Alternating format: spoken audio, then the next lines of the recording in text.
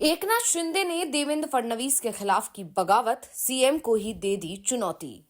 महाराष्ट्र सरकार में नए विवाद के मिलने लगे संकेत। शिंदे और बीजेपी के बीच लगातार बढ़ रही हैं दूरियां। शरद पवार से करीबी बढ़ा रहे हैं एकनाथ शिंदे।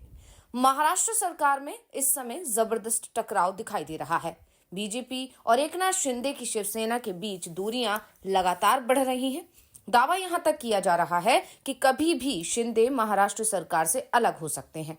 हाल ही में शिंदे की मुलाकात एनसीपी एसपी के चीफ शरद पवार से हुई थी, जिसे लेकर महाराष्ट्र सरकार के साथ इंडिया गठबंधन में भी हलचल मच गई थी। दरअसल बीजेपी की तरफ से लगातार किनारे लगाने की कोशिश के चलते एकनाथ शिंदे भी अब विकल्प की तलाश में दिखाई दे रहे हैं, तो शरद पवार भी बीजेपी को बड़ा झटका देने की तैयारी में है। इस बीच अब एकनाथ शिंदे ने जो कदम उठाया है, उसके बाद से कहा जाने लगा है कि महाराष्ट्र सरकार में टकराव अब जल्दी ही सड़क पर आ जाएगा। सरकार में बड़ी फूट पड़ती दिख रही है। तो शिंदे की इसी सियासी रणनीति को लेकर आज हम अपनी इस रिपोर्ट में करने जा रहे हैं चर्चा, तो वीडियो को आखिर तक जरूर देखें। महाराष्ट्र में पहले से ही मुख्यमंत्री चिकित्सा राहत कोष यानी CMRF बना हुआ है।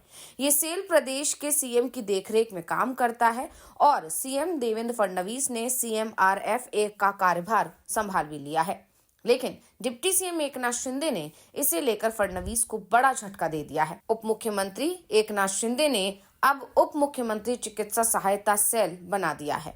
ये पहली बार है जब किसी उप मुख्यमंत्री ने एक चिकित्सा सहायता सेल की स्थापना की है, जबकि मुख्यमंत्री राहत कोष सेल पहले से ही मौजूद है। महायुति सरकार में एकनाथ शिंदे की नाराजगी के बीच उनका अलग अपना मेडिकल सेल बनाना सवाल उठाने लगा है। उनके नाराज होने और सरकार से अलग चलने की अटकलें और तेज हो गई हैं। दरअसल CMRF का कार्यभार संभालते ही मुख्यमंत्री देवेंद्र फडणवीस ने डॉक्टर रामेश्वर नाइक को अपने CMRF सेल का प्रमुख नियुक्त किया और मुख्यमंत्री बनने के बाद मौजूदा प्रमुख मंगेश चिवटे को हटा दिया।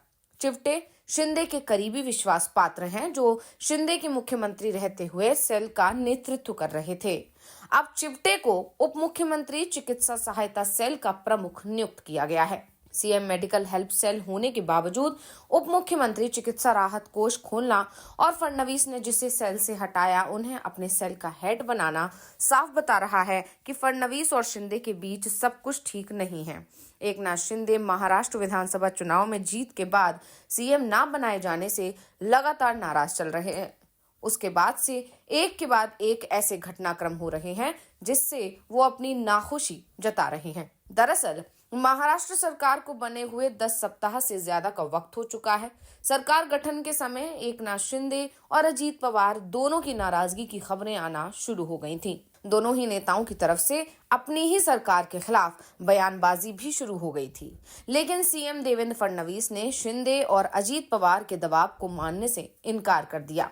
उन्होंने वो ही काम किया जो उनके मन में था। बाद में धीरे धीरे कर अजीत पवार की असहमति के स्वर धीमे पड़ते चले गए, लेकिन एकनाथ शिंदे की नाराजगी अभी भी बरकरार है। वो खुलकर अपनी नाराजगी जता रहे हैं और जिस तरह से उन्होंने उप मुख्यमंत्री चिकित्सा राहत कोष खोला है, वो सीधे सीधे सीएम देवेंद्र फडणवीस को चुनौती माना जा रहा है। दरअसल शिंदे के कार्यकाल के दौरान CMRF ने बड़ी लोकप्रियता हासिल की। ऐसे में अब शिंदे की तरफ से उप मुख्यमंत्री चिकित्सा राहत कोष खोलना और उसका प्रमुख चिवटे को बनाना कई सवाल उठा रहा है। इसे लेकर चिवटे की तरफ से सफाई भी सामने आई है। उन्होंने कहा कि ये सेल CMRF में हस्तक्षेप नहीं कर रही है, बल्कि ये CMRF के साथ समन्वय में काम करेगी। शिंदे के कार्यकाल के दौरान सिर्फ एक सेल में 32,000 मरीजों को इस कोष से लाभ हुआ। मरीजों को 2024 में CMRF से 2,67,50 रुपए की सहायता प्रदान की गई। चिवटे ने कहा कि सीएम मेडिकल एड सेल सार्वजनिक स्वास्थ्य विभाग से संबंध होगा। इस सेल के जरिए राज्य की महत्वाकांक्षी योजना महात्मा ज्योतिबा फुले जन आरोग्य योजना MJPY की अधिक प्रभावी ढंग से लागू किया जाएगा। निशुल्क रोगी देखभाल हर नागरिक का अधिकार है, जो कि डिप्टी सीएम शिंदे का टारगेट भी है। बता दें कि सार्वजनिक स्वास्थ्य विभाग का नेतृत्व शिवसेना मंत्री प्रकाश आवांटेकर कर रहे हैं। उप मुख्यमंत्री की चिकित्सा सहायता सेल के जरिए से मरीजों को सीधे वित्तीय सहायता वितरित नहीं की जाएगी। ये सेल सरकारी योजनाओं के लिए समन्वय का काम करेगी। साथ ही अंग प्रत्यारोपण जैसी बहुत महंगी सर्जरी के लिए जरूरतमंद मरीजों के लिए विभिन्न सामाजिक संगठनों के माध्यम से वित्तीय सहायता जुटाई जाएगी। इसमें किडनी प्रत्यारोपण, लिवर प्रत्यारोपण, हृदय प्रत्यारोपण और अंग प्रत्यारोपण जैसी महंगी सर्जरी शामिल होंगी। विशेष रूप से थैलेसीमिया से पीड़ित बच्चों के लिए बोन मैरो प्रत्यारोपण सर्जरी और बच्चों के लिए कॉक्लियर इम्प्लांट सर्जरी शामिल होगी। राज्य और केंद्र सरकार की विभिन्न योजनाओं के माध्यम से और सिद्धि विनायक मंदिर ट्रस्ट और टाटा ट्रस्ट जैसे संगठनों के माध्यम से धन जुटाने के लिए समन्वय किया जाएगा। शिंदे गुट की तरफ से भले ही सफाई दी जा रही हो कि सीएम फडणवीस के अधिकार क्षेत्र में किसी तरह का हस्तक्षेप नहीं किया जा रहा है, लेकिन जिस तरह से मुख्यमंत्री चिकित्सा राहत कोष के होते हुए डिप्टी सीएम की तरफ से उप मुख्यमंत्री चिकित्सा राहत कोष शुरू किया गया है, उससे साफ है कि एकनाथ शिंदे अब टकराव के रास्ते पर बढ़ते दिखाई दे रहे हैं।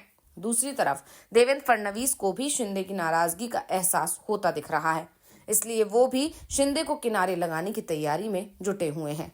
हाल ही में फडणवीस ने एक प्रमुख कमेटी में डिप्टी सीएम अजीत पवार को शामिल किया था, लेकिन एकनाथ शिंदे को जगह नहीं दी थी। लेकिन जब विपक्ष की तरफ से ही इसे लेकर सवाल उठने लगे तो बाद में फडणवीस ने शिंदे को उस कमेटी में जगह दे दी थी।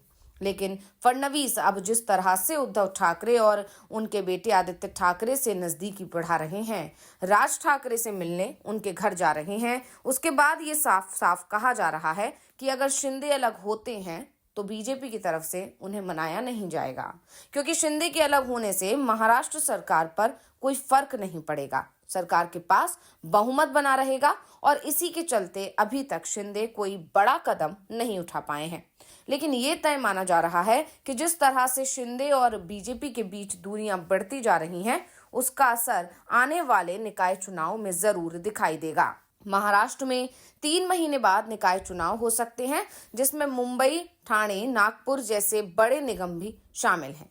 इन्हें मिनी विधानसभा चुनाव भी कहा जाता है, क्योंकि शहर की सरकार नगर निगम से ही चलती है। मुंबई नगर निगम का बजट तो भारत के कई राज्यों के बजट से भी बड़ा होता है।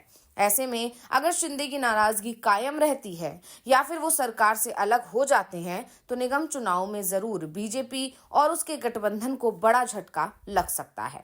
और शायद यही कारण है कि देवेंद्र फडणवीस भी निकाय चुनाव तक शिंदे को बड़ा झटका देने की कोशिश नहीं कर रहे हैं, लेकिन उन्हें धीरे धीरे जरूर किनारे लगाया जा रहा है। लेकिन इसका असर सरकार के कामकाज पर जरूर पड़ता दिखाई दे रहा है। दरअसल शिंदे गुट के नेताओं का कहना है कि फडणवीस सरकार में उनकी पार्टी शामिल जरूर है, लेकिन शिवसेना कोटे के मंत्रियों को ज्यादा अधिकार नहीं है। उनकी भेजी गई फाइल मुख्यमंत्री कार्यालय रोक लेता है और उन्हें मंजूरी नहीं दी जा रही है, जिससे शिवसेना में पहले से ही नाराजगी दिखाई दे रही है। तो रिपोर्ट आपको कैसी लगी, हमें कमेंट करके अपनी राय जरूर दीजिएगा। इसी के साथ वीडियो को लाइक करें, वीडियो को शेयर करें और चैनल को सब्सक्राइब करना ना भूलें।